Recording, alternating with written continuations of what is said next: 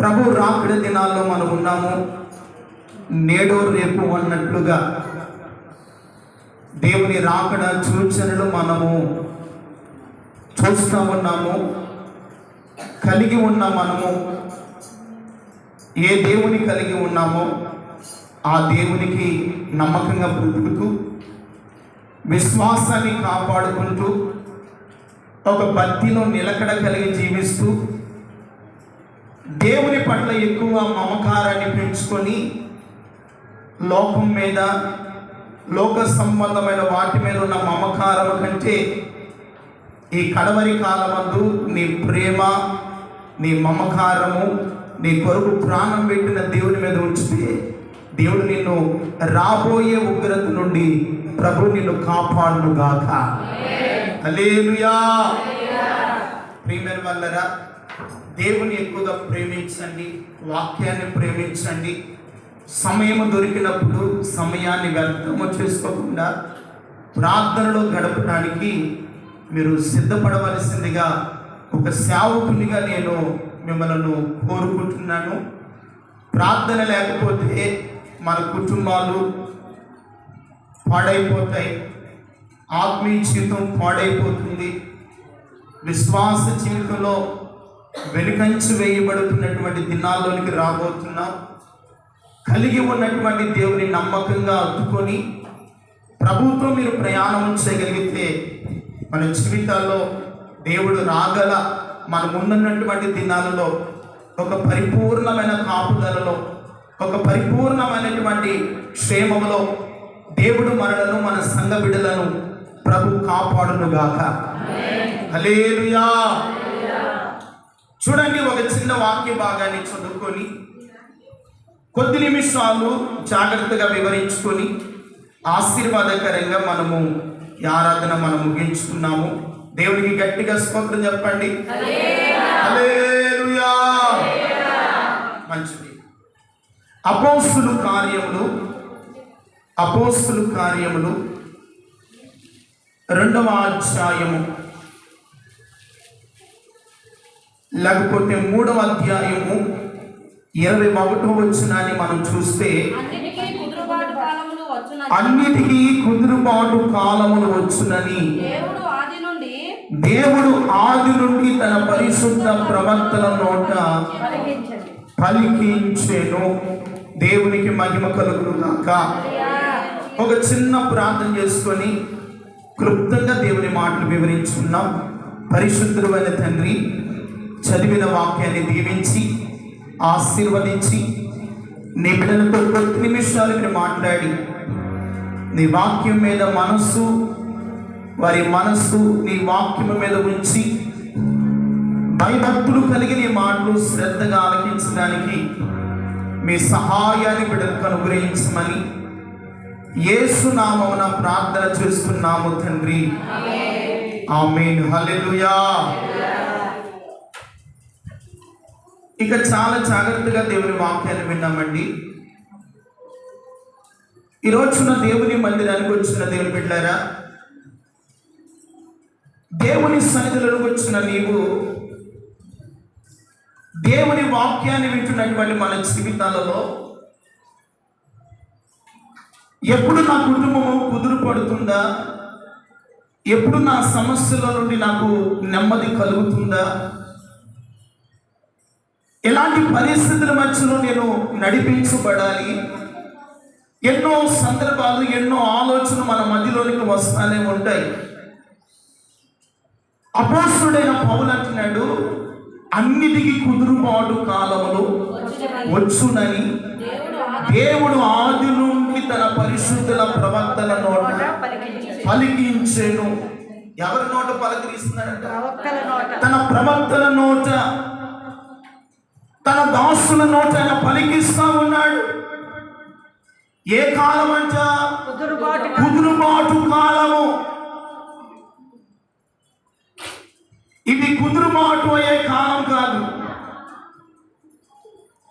నేను అనుకుంటాము నా సమస్యలు ఎప్పుడు కుదురు పడతాయి, ఈ అప్పులు, ఈ వడ్డీలు కట్టలేక, కుటుంబంలో నెమ్మది లేక, ఈ పరిస్థితులు ఎప్పుడు కుదురు పడతాయి అని ఎన్నో సందర్భాల్లో రాత్రి పగళ్ళు మనం ఆలోచిస్తూ ఉంటామండి. ఏదో ఈ బలహీనత కుదురు పడుతుందేమో అనుకుంటే, కాస్త నెమ్మదిగా ఉందని అనుకుంటే మరలా ఏదో ఒక బలహీనత, ఏదో ఒక సమస్య, ఏదో ఒక అపాయము, ఏదో ఒక శోధన నా ఇంటిలోనికి వస్తుంది. ఏమిటి ఈ కుదురుబాటు లేని దినాలు ఏమిటని ఎన్నో రాత్రులు పగళ్ళు ఆలోచిస్తూ మానసికంగా కృంగిపోయిన దినాలు మన జీవితాల్లో లేకుండా పోలేదండి. దేవుని వాక్యం అంటుంది, అన్నిటికీ కుదురుబాటు కాలము వచ్చునని ఎరిగి దేవుడు ఆది నుండి తన పరిశుద్ధుల ప్రవక్తల నోట పలికిస్తూ ఉన్నాడు. నేటి వరకు ఆయన పలికిస్తూ ఉన్నాడు.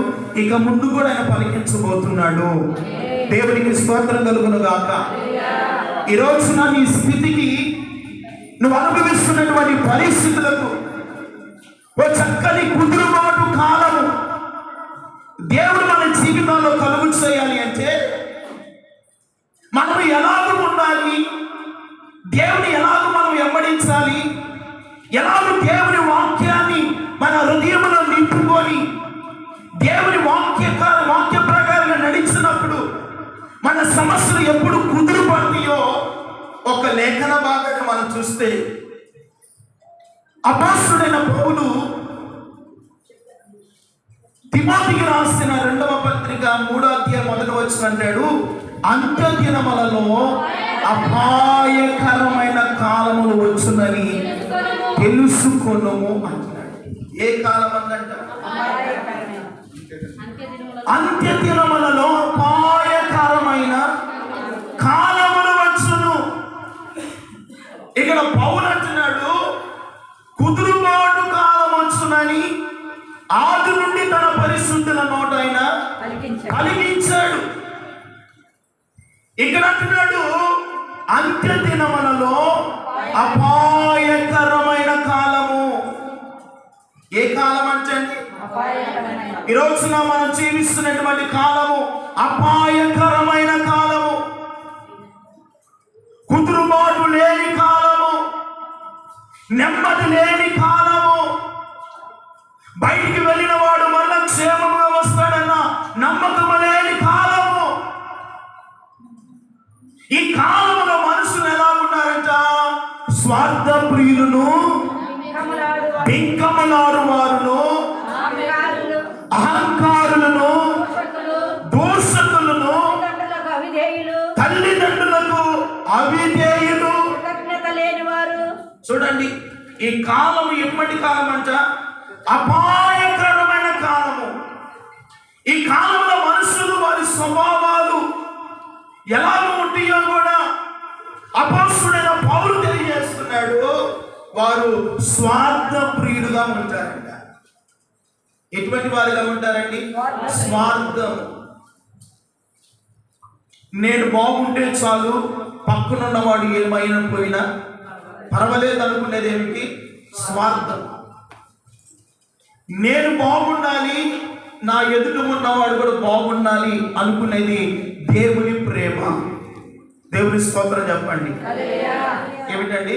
నేను బాగుండాలి, ఎదుట ఉన్నవారు కూడా బాగుండాలి. ఈరోజు అలాంటి ప్రేమలు కనబడుతున్నాయండి. ఇందాక ఆ 37వ కీర్తన, చెడ్డవారిని చూసి నీవు వ్యసనపడకము. మన పరిస్థితి, మన బాధ ఏమిటంటే, నేను మందిరానికి వెళ్తున్నాను, వాక్యాన్ని వింటున్నాను, దేవునికి ఇవ్వవలసిన కానుకిస్తున్నాను, ఎందుకు నా కుటుంబంలో ఆశీర్వాదం లేదు? ఇదిగో వారు చూస్తే లోకంలో ఉన్నారు, పాపంలో జీవిస్తూ ఉన్నారు, వారు బాగానే ఉన్నారు కదా, వారికి అన్ని కూడా సమృద్ధిగా ఉంది, మంచి కారు కొంటున్నారు, బిడ్డలు సంతోషంగా ఉన్నారు. నేను మందిరానికి వెళ్తున్నాను కానీ నా జీవితంలో ఏ కార్యం లేదు. దీని ఏమిటంటే వ్యసనము. చెడ్డవారిని చూస్తే కలుగుతుంది వ్యసనము. దేవుని వాక్యం అంటుంది, వారు చూస్తానికి ఐశ్వర్యముగానే కనబడవచ్చు, చూస్తానికి మంచి బిల్డింగ్ ఉండవచ్చు, మంచి కారులు ఉండవచ్చు, లోకములు అన్ని కలిగి ఉండవచ్చు. దేవుని వాక్యం అంటుంది వారు గడ్డి వలె త్వరగా ఏమవుతారంట? కూరాకు వలె. ఈ వారం అంతా కూడా కూరాకులేనండి మా ఇంట్లో. ఎందుకంటే ఇంటికల్లా తల్లి గారు వచ్చారు. ఆమె లేదా చుక్కకూర కొనుక్కొని మాస్టర్ గారికి నాకు వేసి ఇచ్చింది. అమ్మా చాలా బాగుందమ్మా, మా ఇంట్లో ఆకుకూర తక్కువ అమ్మ అంటే, సరే ఆగు ఈ వారం అంతా కూడా నీకు ఆకుకూరలేనని, పచ్చకూరని, చుక్కూరని, ఈ రోజంతా ఆకుకూరలు ఈ వారం అంతా. ప్రియమైన వాళ్ళారా గమనించండి, వారు ఎలాగుంటారంటే కూరాకు వలె. చూస్తానికి ఐశ్వర్యంగా ఉండవచ్చు, ఆశీర్వాదకరంగా ఉండవచ్చు, త్వరగా ఎండిపోయే గడ్డి వలె ఉంటారంట. వాడిపోయే కూరాకు వలె. వాటుకూర కట్టోడు తీసుకున్నామండి, అది సాయంత్రానికి ఏమవుతుంది? ఫ్రిడ్జ్లో పెడితే కాసేపు ఒక రోజు బాగుంటుందేమో, మరుసటి రోజుకి ఏమైపోతుంది? వాడిపో. దాని స్వభావం, దాని గుణం అంతే. ఈ రోజున వారిని చూసి మనం వ్యసన పడితే, వారిని చూసి మత్సర పడటం వలన ఏమైనా లాభం నీకు వస్తుందా? చెప్పండి. ఎందుకు? ఎదుటి వాడిని చూసి మనము, పులిని చూసినట్ట పిల్లి ఏం చేసుకుంది? వాత పెట్టుకుందంట. ఈ సామెతలన్నీ మనకు వచ్చు. ఎదుటి వాడిని చూసి మనం బాధపడేది ఎందుకు? దేవుడు నీకు ఇవ్వవలసిన సమయంలో నీకు ఇస్తాడు. నిన్ను ఆశీర్వదించవలసిన సమయంలో నిన్ను ఆశీర్వదిస్తాడు. నీ బిడ్డలకు ఏ స్థితి కావాలో ఆయనకు తెలుసు. కానీ ఎదుటి వాడిని చూసి మనం వ్యసన పడటం వల్ల, హృదయంలో మత్సర పడటం వలన అది కీడుకు కారణంగా దేవుడు మారుస్తున్నాడంట. ఈ రోజున నీ కుటుంబంలో కీడు, ఈ రోజున నీ కుటుంబంలో దరిద్రత, ఈ రోజున నీ కుటుంబంలో అపాయము, కారణం ఏమిటో తెలుసా? ఎదుటి వాడిని చూసే స్వభావము. అందుకని గత వారంలో కూడా చెప్పాను, దావీదు తన పరిశుద్ధ ఆలయము తట్టు చూసి యెహోవాకు నమస్కారము. ఎవరి వైపు చూస్తున్నాడంట? యెహోవా వైపు. మనుషుల వైపు చూసినంత కాలము నువ్వు మనుషుల వైపు చూసి ఏమంటారు? వాళ్ళని, మనుషులను ఎదుటి వారిని చూసి ఏంటి? వ్యసన పడకుండా ఎదుటి వారిని చూసి నీలో దేవుడు అనుగ్రహించే ఆశీర్వాదాన్ని పోగొట్టుకొని కీడు అనుభవించడం దేవుని ఉద్దేశము కాదు. కానీ నీవు నేను ఎలాగూ ఉండాలి అని దేవుని వాక్యం అంటుంది. లోకములో ఉన్నటువంటి మనుషులంట ఈ అపాయకరమైనటువంటి కాలంలో స్వార్థపరులుగా ఉంటారు, బింకములాడువారుగా ఉంటారు, అహంకారులుగా ఉంటారు, ఇంకా దోషకులు. యవనస్తులైతే తల్లిదండ్రులకు. ఈ రోజున ఎంతమంది యవన బిడ్డలు అవిధేయులుగా బ్రతుకుతున్నారండి? ఎంతమంది దేవుని వాక్యానికి భయపడకుండా, తల్లిదండ్రులకు లోబడకుండా జీవితాన్ని పాడు చేసుకుంటూ, ప్రేమ త్వామాని లోకములో విచ్చలవిడిగా జీవిస్తూ, తల్లిదండ్రుల మాట లెక్క చేయకుండా అవిధేయులుగా బ్రతికే యవన బిడ్డలు లేకుండా పోలేదు. ఈ రోజున కుటుంబంలో ఆశీర్వదించబడినటువంటి బిడ్డలు అవిధేయులుగా బ్రతకడానికి గల కారణము, అంత్య దినములలో అపాయకరమైన కాలాలు వస్తాయి. కనుక మీరు ఎలా ఉండాలంట? జాగ్రత్తగా ఉండాలి.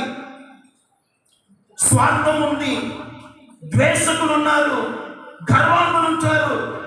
ఈ లోకం మనకి పాపిష్టి లోకంలో బ్రతుకుతున్నాము. ఎదుటి వారిని మనం ఎన్నడూ కూడా చూడకుండా, నీవు చూడవలసింది ఒకటే, నీ కొరకు ప్రాణం పెట్టిన దేవుని వైపు నువ్వు చూడగలిగితే నీకు ఇవ్వవలసినటువంటి సమయంలో, నీకు రావలసినటువంటి కుదురుబాటు కాలంలో, నీకు జీవితంలో ప్రభు చేయవలసిన ప్రతి మేలును ప్రభు తప్పకుండా చేస్తాడు. దేవునికి మహిమ కలుగును గాక. అందుకని లూకా సువార్త 1వ అధ్యాయము 75వ వచనం 2వ లైన్ అంటాడు,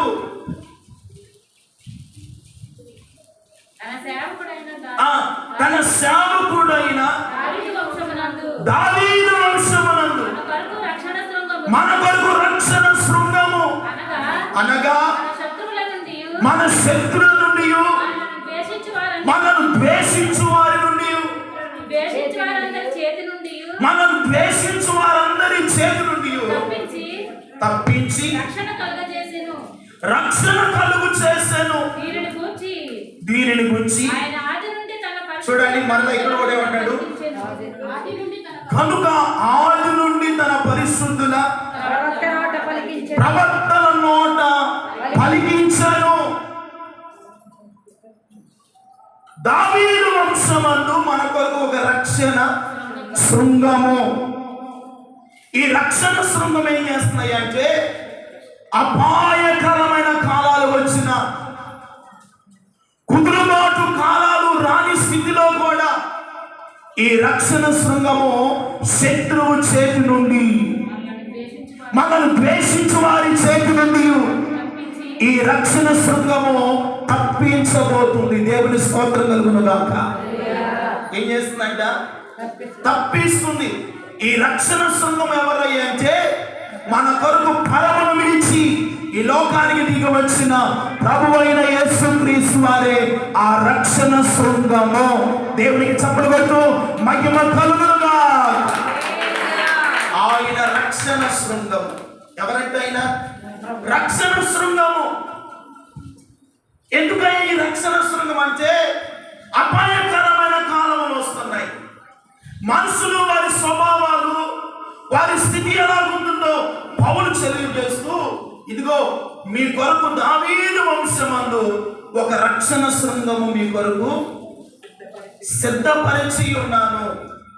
సిద్ధపరిచిన దేవుడు ఎందుకంటే, శత్రువు చేతిలో నుండి విడిపించుటకును, మనల్ని ద్వేషించు వారి చేతిలో నుండి తప్పించుటకును, రక్షణ కలుగు చేయుటకు. దేవునికి మహిమ కలుగును గాక. ఈ రోజున మన శత్రువు ఎవరంటే అపవాది. ఎవరండి? మన శత్రువు అపవాది.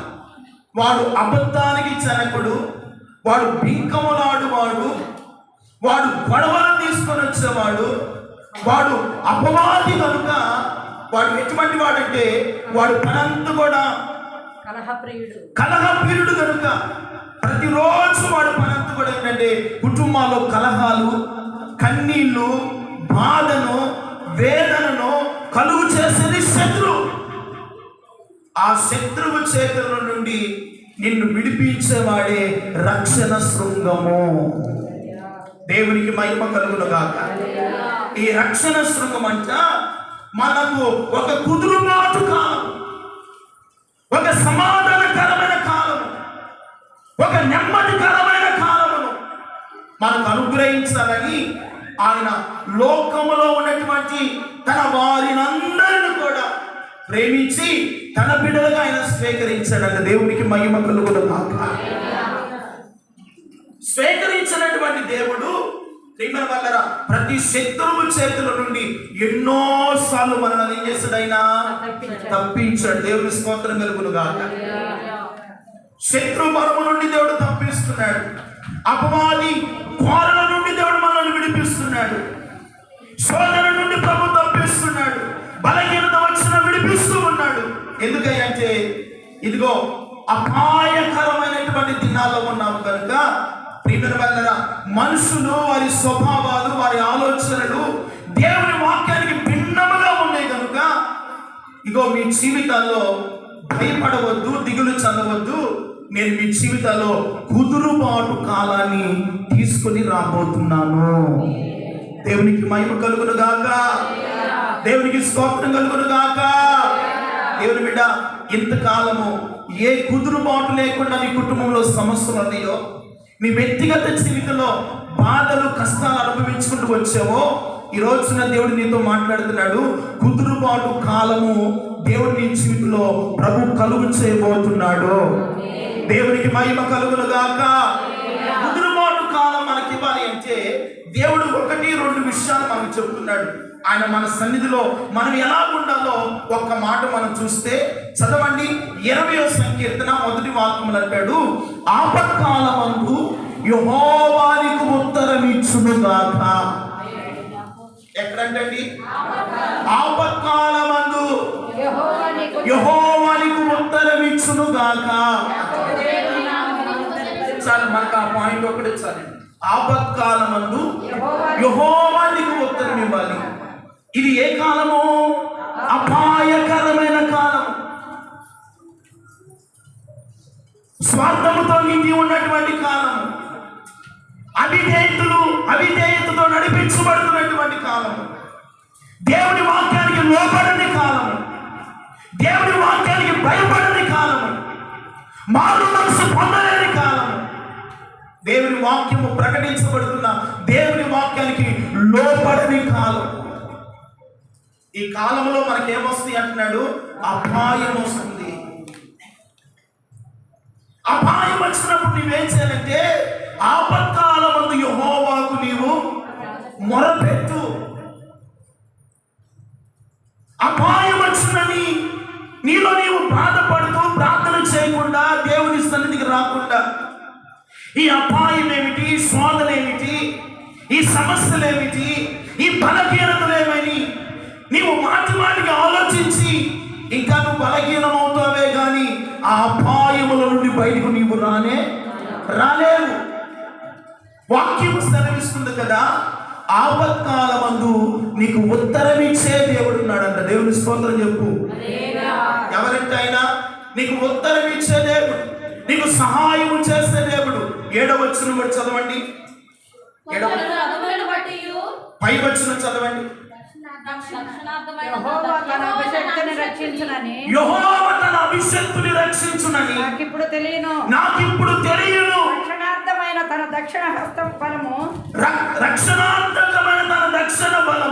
చూపును మన పరిశుద్ధ ఆకాశంలో నుండి, ఇదిగో తన పరిశుద్ధ ఆకాశంలో నుండి అతనికి ఉత్తరమిచ్చును. దేవునికి మహిమ కలుగును గాక.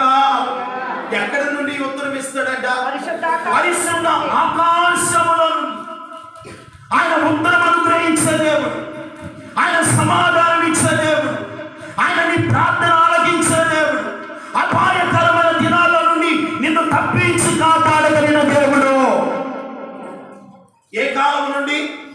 అపాయకరమైన కాలం నుండి, శోధన గడియల నుండి, బిక్కముల వారి చేతుల నుండి, శత్రువు చేతుల నుండి నిన్ను విడిపించాలి అంటే ఆపత్కాలమందు ఉత్తరం ఇచ్చే దేవుడు అంట. పరిశుద్ధ ఆకాశములో నుండి నీకేమిపోతున్నాడు? ఆయన ఉత్తరం ఇచ్చును. ఆ ఉత్తరం ఇచ్చే దేవుని సన్నిధిలో నువ్వేం చేయాలంటే ప్రార్థన చేయడం నేర్చుకో. దేవుని స్తోత్రం కలుగునుగా. అపాయం వచ్చిందని కూర్చోవద్దు, శ్రమ వచ్చిందని బాధపడవద్దు, రోగము కలిగినదని దిగులు చెందవద్దు. అపాయముల నుంచి చేయవలసింది ఒకటే, దేవుని యొద్దకు వెళ్ళి ప్రార్థన చేయడం నేర్చుకోగలిగితే అపాయముని యొద్ద నుండి తొలగిపోవునుగాక. అపాయముని యొద్ద నుండి పారిపోవునుగాక. అపాయము తొలగిపోతుంది.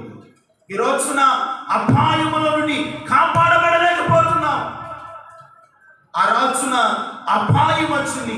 యూదులందరినీ చంపాలని హామాను వేసిన కుట్ర వలన వారికి ఏమొచ్చింది? ఆపద వచ్చింది. అపాయం వచ్చింది. అపాయం వచ్చిందని మొద్దుకై ఏమన్నా ప్రియమైన మౌనంగా ఉన్నాడా? లేదు. అపాయ సమయంలో గోనె పట్ట ధరించాడంట, బూడిద పోసుకున్నాడంట. రాజు గుమ్మము యొద్ద మొద్దుకై యెహోవాకు మొర్ర పెడుతూ ఉన్నాడంట. దేవుని స్తోత్రం చెప్పు. హల్లెలూయా. అపాయం వచ్చిందని రాజు గుమ్మము యొద్దనే ప్రార్థన చేస్తున్నాడు, మొర్ర పెడుతున్నాడు.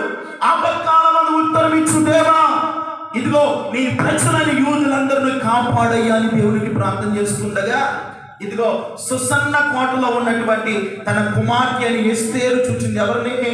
మొర్దెకై. ఏమిటి?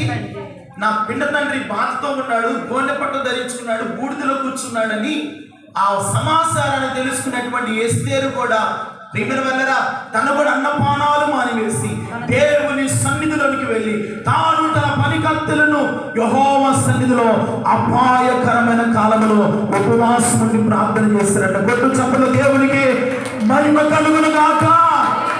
ఏ అపాయకరమైన శోధన వచ్చిందో ఆ శోధన నుండి యూదులందరినీ ప్రభు కాపాడాడు. నీ కుటుంబాన్ని ప్రభు కాపాడలేడా? నీ సమస్య నుండి దేవుడు విడిపించలేడా? ఈరోజు నువ్వు అనుభవిస్తున్న శ్రమ గాని బలహీనత గాని ఏ శత్రు కార్యాలను వెంటాడుతూ ఉన్నాయో వాటి నుండి విడిపించే దేవుడు, నువ్వు ప్రార్థన చేస్తున్న దేవుడు సామాన్యుడు కాదు, మహోన్నతమైన కార్యాలు చేయగలిగిన గొప్ప ద్వితీయ దేవుడు. ఆయన గొప్ప కార్యాలు చేస్తాడు. అందుకని ఆపత్కాలం అంతా ఆయన మీకేమిస్తాడంట? ఉత్తరం ఇస్తాడండి. భక్తుడైన దావీదుకి ఎన్నో అపాయాలు వచ్చినాయి, ఎన్నో ఆపదలు చిక్కబడ్డాడు. ఆపద సమయంలో కూడా యెహోవాకు ప్రార్థన చేసి అపాయములో నుండి కాపాడబడ్డాడంట. దేవునికి మహిమ కలుగును గాక. ఈ రోజున ఏ అపాయము నీ ఇంట్లో ఉందో, ఏ చీకటి నీ ఇంట్లో ఉన్నదో, ఏ సమస్య నిన్ను వేధిస్తా ఉన్నదో, ఈ రోజున దేవుని వాక్యమును బట్టి ఆపత్కాలమును దేవుని తట్టు మీరు చూచుదురుగాక, దేవుని పాదాలు సమీపించుదురుగాక, ఉత్తరమిచ్చిన దేవుని సన్నిధిలో నిశ్చయముగా మీరు మొరపెట్టి ప్రార్థన చేయుదురుగాక. హల్లెలూయా. రెండవ పాయింట్ మనం చూస్తే ప్రియమైన వాళ్ళరా, చదవండి ఒక మాట పరిశుద్ధ గ్రంథమైన బైబిల్లో నుండి మనం చూస్తే చూడండి. ఈ అపాయముల నుండి మనం తప్పించబడి కాపాడబడి శోధన నుండి మనం బయటపడాలి అంటే 77వ కీర్తన 2వ వాక్యాన్ని చదువుతున్నాం. 77వ కీర్తన ఆపత్కాలమందు నేను ప్రభువుని వెతికి తిని రాత్రి వేళ నా చెయ్యి వెనుకకు తీయకుండా చాపబడి ఉన్నది. హల్లెలూయా. ఎవరయ్యా ప్రార్థన చేస్తుందంటే ఆసాపు. ఏమని ప్రార్థన చేస్తున్నాడు? ఆపత్కాలమందు నేను యెహోవాను వెతికి తిని, ప్రభువుని వెతికి తిని. ఈ రోజున నీ ఆపదలు ఎవరిని వెతకాలి? ఎవరు వడ్డీకి డబ్బులు ఇస్తారా? ఏమండి, ఎవరు నా కుటుంబాన్ని ఆదుకుంటారా? ఎవరు నా సమస్యలు నిలిచి ఉంటారని అపాయకరమైన కాలం వచ్చినప్పుడు నువ్వు వెతకాల్సింది మనుషులనో, బంధువులనో, స్నేహితులనో, రక్త సంబంధికులనో కాదు, ప్రభువును నువ్వు వెతకగలిగితే రాత్రి వేళంట ఆయన చెయ్యి చాపబడి ఉంటుందంట. దేవుని స్తోత్రం చెప్పండి. ఈ రోజున ఆపద వచ్చింది కదా, ఈ రోజు నువ్వు మొరపెట్టు, రాత్రి కాల దేవుడంట తన చెయ్యి చాపబోతున్నాడంట. దేవుని స్తోత్రం కలుగును గాక. యేసయ్య నీ మీద చెయ్యి చాపితే అపాయము తొలగిపోవును గాక, శోధన తొలగిపోతుంది, సమస్య నుండి విడుదల పొందుకుంటూ. రాత్రి వేళ ఆయన చెయ్యి వెనుకకు తీసేవాడు, మన దేవుడు చెయ్యి వెనుక తీసేవాడు. ఆయన చెయ్యి ఎప్పుడు చాపబడే ఉంది. ఎందుకయ్యా ఆయన చెయ్యి అంటే నిన్ను ఆశీర్వదించాలని యెహోవా హస్తము చాపబడి ఉంది. ఆయన చెయ్యి నీ కొరకు చాపబడి ఉంది. ఆయన వెలుగు తీసేవాడు కాదు. ఆపత్కాలమందు నువ్వు ఎవరిని వెతకాలయ్యా అంటే ప్రభువుని వెతుకు, ప్రభు సన్నిధిని వెతుకు. దేవుని స్తోత్రం కలుగును గాక. ప్రభువుని మీరు వెతకడం నేర్చుకుంటే ఆపత్కాలమందు దొరికేది ఎవరంటే దేవుడు నీకు దొరుకుతాడు. దేవుని స్తోత్రం కలుగును గాక. నీకు అపాయం వచ్చినప్పుడు, బాధ వచ్చినప్పుడు నువ్వు ఎదిగినా నీ ఇంటి వారు ఎవరు నీ వద్దకు రారండి. అది వాస్తవం. ఎవరైనా వస్తారేమో, ఏదైనా ఇస్తారేమో, ఏదైనా నా కుటుంబానికి ఆదుకుంటారేమో అని మనుషుల వైపు చూస్తూ వారిని వెతికినంత కాలము ఏది నీకు దొరకదు. ఆ వెతికే సమయం ఏమిటో దేవుని సన్నిధిలో మోకరించి ప్రభువును నువ్వు వెతకగలిగితే ఆయన నిన్ను కనుగొని నీ యొద్దకు వచ్చి ఆయన చెయ్యి చాపి నిన్ను బలపరిచే దేవుడుగా ఉంటాడు. హల్లెలూయా. ఎలాగుంటాడు ఆయన? నిన్ను బలపరిచే దేవుడుగా ఉంటాడు. నాకు మాడితే ఆపద వచ్చిందా, నన్ను వెతికేవు కదా, నా వైపు చూసావు కదా, ఇదిగో బాధపడవద్దు, ఈ బలహీనతలో నీకు స్వస్థత నివారణ కలుగునుగా అంటాడు. దేవునికి మహిమ కలుగునుగా. ఇవి సమస్యలో ఉన్నావు కదా, ఇదిగో ఈ సమస్యలోని నేను బయటకు నేను తీసుకొని రాబోతున్నాను. ఈ ఆర్థికమైన సమస్యలు ఉన్నా కదా, భయపడవద్దు. నన్ను వెతికేవు గనక నేను నీకు చేయిస్తాను, నేను లేవనెత్తుతాను, నేను బలపరుస్తాను అంటున్నాడు. దేవుని స్తోత్రం చెప్పండి. అందుకనే ఆసాపు అంట ప్రభువుని వెతకడం ప్రారంభించాడంట. మీరు కూడా ఎల్లప్పుడూ ప్రభుని వెతికే వారిగా ఉండుదురుగాక. ఎవరిని వెతకాలండి? ప్రభుని వెతకండి. ప్రభుని వెతికితే ఆయన నీ కొరకు చేయి చాపి వచ్చాడు. దేవుని స్తోత్రం కలుగును గాక. రక్షింప నేరకున్నట్లు యెహోవా హస్తము, విననేరకున్నట్లు ఆయన చెవులు మిమ్మల్ని ఆశీర్వదించాలని యేసయ్య ఆయన గాయపడిన హస్తాలు నీ కొరకు చాపబడి ఉన్నాయి. దేవుని స్తోత్రం చెప్పు. ఆయన హస్తము నీ కొరకు చాపబడి ఉన్నది. నీ కుటుంబాన్ని దేవుడు ఆశీర్వదించిన గాక. ఆయన హస్తపు నీడలో మీరు కాపాడబడిన గాక.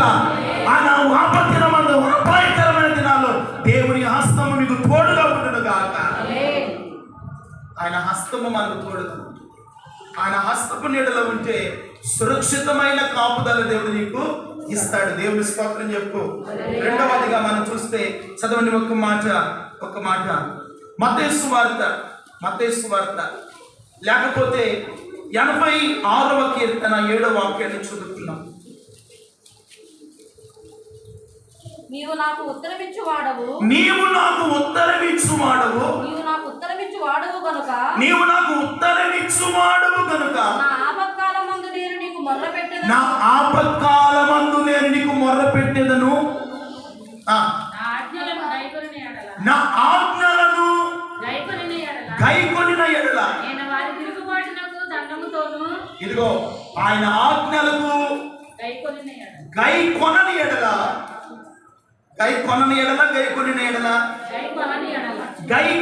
ఎడల ఇదిగో వారి తిరుగుబాటునకు దండముతోను వారి దోషమునకు దెబ్బలతోను వారిని ఏం చేస్తాడంట? శిక్షిస్తాడు. ఈ రోజున శిక్ష మనకు కావాలంటారా? దేవుని ఆజ్ఞలను గైకొని యెహోవాకు మొరపెట్టుకొని ఆపద నుండి కాపాడబడదాం అనుకుంటారా? కాబట్టి దేవుని వాక్యానికి మీరు ఆయన ఆజ్ఞలకు లోబడి అపాయము కలిగినప్పుడు మొరపెట్టి దేవుని చేతుల నుండి మనం కాపాడబడతాం మనకు మేలంటారా? ఆయన ఆజ్ఞలను గైకొనక ఆయన వాక్యాన్ని ధిక్కరించి ఆయన శిక్షణ దండకు పాత్రులు అవడం మనకి ఇష్టమా? ఇదిగో దేవుని సన్నిధిలో ఉన్నటువంటి దేవుని బిడ్డారా, దేవుని వాక్యము మనతో మాట్లాడుతుండగా జాగ్రత్తగా వినండి. అక్కడ రాయబడిన మాటలు ఏమిటంటే, ప్రభువా నీవు మహత్యము కలిగిన వాడు, ఆశ్చర్య కార్యములు చేయగలిగిన వాడవు, నీవే అద్వితీయ దేవుడవు. ఎవరంటే ఆయన అద్వితీయ దేవుడు. ఏ కార్యాలు చేయగలిగిన వాడు? మహత్కార్యాలు చేయగలిగిన వాడు, ఆశ్చర్య కార్యాలు జరిగించగలిగిన వాడు. నీవే అద్వితీయ దేవుడు. మన దేవుడు ఎవరండి? అద్వితీయ దేవుడు, కాపాడే దేవుడు, నడిపించే దేవుడు, శ్రమలో నిన్ను చేయబడమని దేవుడు. ఎటువంటి వాడంటే ఆయన? శ్రమలో నిన్ను చేయబడమని దేవుడు. అందుకనే భక్తుడైన దావీదు, నేను యెహోవాకు మొరపెట్టి నా ఆపత్కాలమందు ఆయన సన్నిధిలో నేను మొర్రపెట్టగా ఆయన నాకేమిచ్చాడంట? ఉత్తరం ఇచ్చాడు. దేవునికి మహిమ కలుగును గాక. దేవుడు బిడ్డారా, ఆపద నుండి విడిపించే దేవుడు, శ్రమ నుండి కాపాడే దేవుడు. అపాయకరమైన దినాలలో మనుషులు స్వార్థప్రియులైనప్పటికీ ఈ లోకంలో ఉన్నటువంటి పరిస్థితులు ఎంత భయంకరంగా ఉన్నా ఆ పరిస్థితుల నుండి నిన్ను కాపాడి ఒక కుదురుబాటు కాలమును నీ జీవితంలో ప్రభు కలుగు చేయుగాక. హల్లెలూయా. మన దేవుడు మనల్ని చేయి విడవకుండా ఏం చేసేవాడంట? నడిపించే దేవుడు అంట. ఎటువంటి వాడండి? నడిపిస్తాడు ఆయన. చేయి విడవాడు. ఎట్టి శ్రమలో ఉన్న వారినైనాను ఆయన చేయి విడిచే దేవుడు కాదు. అందుకనే నడిపిస్తాడు నా దేవుడు, శ్రమలోనైనా నన్ను విడువడు. నడిపిస్తాడు నా దేవుడు, శ్రమ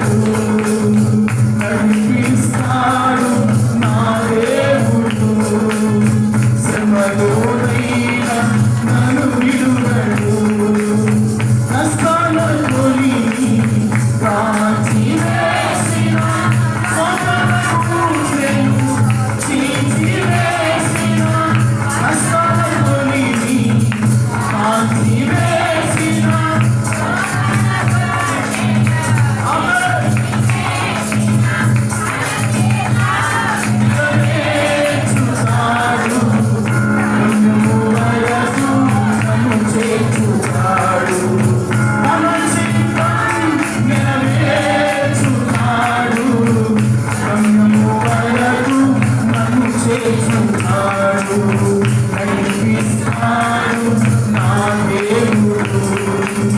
శ్రమలోనైనా నన్ను విడువడు, నడిపిస్తాడు నా దేవుడు. శ్రమలోనైనా నన్ను విడువడు, శ్రమలోనైనా నన్ను విడువడు, శ్రమలోనైనా నన్ను విడువడు. హల్లెలూయా. ఆయన శ్రమలోనైనా మనలను విడువడు. అందుకనే ఆపత్కాలమందు యెహోవాని ఏమిస్తాడంట? కష్టాల శోధనలు మనలో కాల్చివేసిన, శోకము కన్నీళ్లు మన హృదయాల్లో పిండి వేసిన, ఆ శ్రమ నుండి మనల్ని విడిపించి ఆయన చిత్తానుసారంగా ప్రభు ఏం చేస్తాడంట? మనల్ని నడిపిస్తాడు. దేవుని స్తోత్రం కలుగును గాక. ఇశ్రాయేలు వారు నివాసపురం చేరినట్లుగా మార్గం ఏమీ లేదంట. వారు ఆశపడ్డారు, వారు కోరుకున్నారు, వారికి ఆపద వచ్చింది, శ్రమ వచ్చింది, కానీ దేవుని వైపు చూసి యెహోవాకు మొర్రపెట్టారంట. దేవుని స్తోత్రం చెప్పండి. మొర్రపెట్టిన వెంటనే 107వ కీర్తన అన్నాడు, వారి కోరిన రేవులకు దేవుడు నడిపించాడు. కొట్టు చప్పుడు కూడా దేవునికి మహిమ కలుగును గాక. నడిపించాడు. ఎన్ని శోధనలు వచ్చినాయి, ఎన్ని శ్రమలు వచ్చినాయి, ఎన్ని ఆందోళనకరమైన పరిస్థితులు ఈ రోజున నీ కుటుంబంలో లేదా, నీ బిడ్డల జీవితాల్లో లేవా? నీ కుటుంబంలో ఏదో ఒక సమస్య తలెత్తుకుంటూనే ఉండదు కదా. కానీ దేవుని సన్నిధిలో అపాయం వచ్చిందని దిగులు చెందవద్దు. దేవుని బిడ్డ భయపడవద్దు, భీతి చెందవద్దు. దేవుని మీద నమ్మకం ఉంచు, యెహోవాకు మొర్రపెట్టండి. ఆపత్కాలమందు నీకు ఉత్తరం ఇచ్చే దేవుడు పరిశుద్ధ ఆకాశములో నుండి నీకు సహాయం చేయుటకు ప్రభు దిగి రాబోతున్నాడంట. దేవునికి మహిమ కలుగును గాక. ఎందుకు నువ్వు భయపడాలి? ఎందుకు దిగులు చెందాలి? ఎందుకు నాకు ఎవరు లేరని నీలో నీవు కుమిలిపోవాలి? నీ పక్షమున ప్రభు నిలబడి ఉన్నాడు. నీ పక్షున ప్రభు నీతో ఉన్నాడు. ఆపద వచ్చిందని, శ్రమ వచ్చిందని కృంగిపోవద్దు. ఒక రోజు రానే వస్తుంది, నీ శ్రమ నుండి నా దేవుడు పైకెత్తబోతున్నాడు. నీ కష్టాల నుండి ప్రభు కడతీర్చబోతున్నాడు. నీ స్వాదన ప్రభు తొలగించబోతున్నాడు. నీ జీవితంలో ఘనకార్యాలు ప్రభు చేయబోతున్నాడు. దిగులు చెందవద్దు, భయపడవద్దు. దేవుని వైపు చూడు, ఆయన పాదాలు పట్టుకో. ఎల్లప్పుడూ ఆయనకు మొరపెట్టు, దేవుని సమాధానాన్ని పొందుకుంటావు. అందుకనే అపాయకరమైన కాలాల్లో ఉన్నాం, శోధన దినాల్లో ఉన్నాం, కానీ దేవుని వైపు చూడడం మీరు మర్చిపోవద్దు. దేవుని స్తోత్రం చెప్పండి. ఎల్లప్పుడూ ప్రభు వైపు చూడండి, దేవుని సన్నిధి వైపు చూడండి. ఆయన పరిశుద్ధ ఆకాశంలో నుండి సమాధానం ఇచ్చే దేవుని వైపు చూడండి. దేవుని స్తోత్రం కలుగును గాక. బంధువుల వైపు, లోకం వైపు, పరిస్థితుల వైపు, నీ స్నేహితుల వైపు, రక్త సంబంధికుల వైపు చూసినంత వరకు ఏ సహాయం నీకు వారి ద్వారా దొరకనే. కానీ నీ కొరకు ప్రాణం పెట్టిన ప్రభు వైపు చూస్తే వెంటనే నా కుమారుడు, నా కుమార్తె నేనున్నానని ప్రభు ధైర్యపరుస్తాడు. హల్లెలూయా. నీ ప్రక్కనే నిలిచి ఉంటాడు. ఏ శోధన వచ్చినా, ఏ శ్రమ వచ్చినా, ఏ బలహీనత వచ్చినా కురింగిపోవద్దు, దిగులు పడవద్దు, కన్నీరు కాల్చవద్దు. ప్రియమైన వాళ్ళరా, నువ్వు మొరపెడుతున్న దేవుడు, నువ్వు ప్రార్థన చేస్తున్న దేవుడు అపాయము నుండి నిన్ను కాపాడే దేవుడు, శోధన నుండి నిన్ను కాపాడే దేవుడు, నిన్ను బలపరిచే దేవుడు అన్న సంగతి నువ్వు మర్చిపోవద్దు. దేవుడు బిడ్డ, నువ్వు ఏ సమయంలోనైనా, ఏ అర్ధరాత్రి వేళైనా, ఏ భయం వచ్చినా లేచి ప్రభువుని ప్రార్థన చేయి. ప్రతి రాబోయే శోధనని ప్రభు కాపాడును గాక. రాబోయే ప్రతి శోధనని ప్రభు మిమ్మల్ని తప్పించును గాక. అందుకని 91వ కీర్తన 14 వచ్చినట్టాడు, అతడు మొర్ర పెట్టగా అతడు నన్ను ప్రేమించుచున్నాడు కనుక అతని తప్పించదను, అతడు నా నామముని ఎరిగిన వాడు కనుక నేను అతని ఘనపరిచిన. పైవచ్చినట్టాడు, పైవచ్చినప్పుడు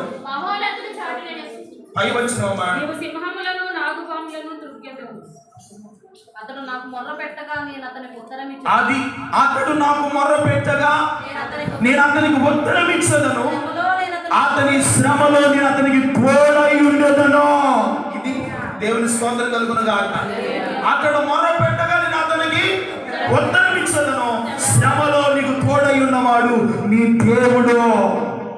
శ్రమలో నీకు ఎలా ఉంటాడు? ఆయన తోడుగా ఉంటాడు. శ్రమ వచ్చినా కష్టం వచ్చినా విడిపించి నిన్ను నడిపించే దేవుడే నీ దేవుడు. అందుకనే దావీదును దేవుడు తప్పించాడు, కాపాడాడు. దేవుని ఎరిగి ఉన్నాడు కనుక అతని నామాన్ని దేవుడు ఏం చేశాడంట? గొప్పగా కనపరిచాడు. దేవుని స్తోత్రం కలుగునుగా. మీ జీవితాల్లో, మీ బిడ్డల విషయాలు, మీ కుటుంబంలో, మీ వ్యక్తిగత జీవితంలోను ప్రభు ఆపద నుండి, శ్రమ నుండి కాపాడి, ఇదిగో అపాయకరమైన కాలాలు ఎన్ని మన ముందు ఉన్నా కుదురుబాటు కాలాలు మీ జీవితంలో ప్రభు కలుగు చేయనుగాక. ఈ దినమందే మీ సమస్యలకు కుదురుబాటు ప్రభు ఇచ్చునుగాక. మీ బాధకు కుదురుబాటు కలుగు చేయనుగాక. మీ కష్టాల నుండి దేవుడు మిమ్మల్ని విడిపించునుగాక. ప్రభు విడిపిస్తాడు. బాధపడవద్దు, దిగులు పడవద్దు. ప్రభు వైపు చూడండి. ఆయనకి ఎల్లప్పుడూ మొరపెట్టి ఆపత్కాలమందు ఉత్తరం ఇచ్చే దేవుని వైపు చూడు. దేవుని స్తోత్రం కలుగునుగాక. సమాధానం ఇచ్చే దేవుని వైపు చూడు. నీకు సహాయం చేసే దేవుని వైపు చూడు. అక్కడ 21 కీర్తన అంటాడు, ఆయన పరిశుద్ధ స్థలములో నుండి నీకు సహాయము చేయునుగాక, సియోనులో నుండి నిన్ను ఆదుకొనుగాక. దేవుని స్తోత్రం చెప్పు. ఎక్కడైనా పరిశుద్ధ స్థలములో నుండి నీకు సహాయం చేస్తాడంట. సియోనులో నుండి నా దేవుని బిడ్డ నిన్ను ఆదుకొనబోతున్నాడు. నా దేవుడు నిన్ను ఆదుకొని నిన్ను బలపరిచి నిన్ను తన హక్కును చేర్చుకుంటాడంట. కనుక ఏ విషయంలో దిగులు చెందకుండా, భయపడకుండా దేవుని వైపు చూడండి, ప్రభుని వెదకండి, ప్రభు వైపు చూడండి. నిశ్చయముగా ప్రతి ఆపద నుండి ప్రభు తప్పించి మన జీవితంలో ఉన్నతమైనటువంటి ఆశీర్వాదాన్ని ప్రభు కలుగు చేసి నడిపించునుగాక. కృప పరిశుద్ధాత్మ దేవుడు మనందరికీ అనుగ్రహించునుగాక. తల వంచండి.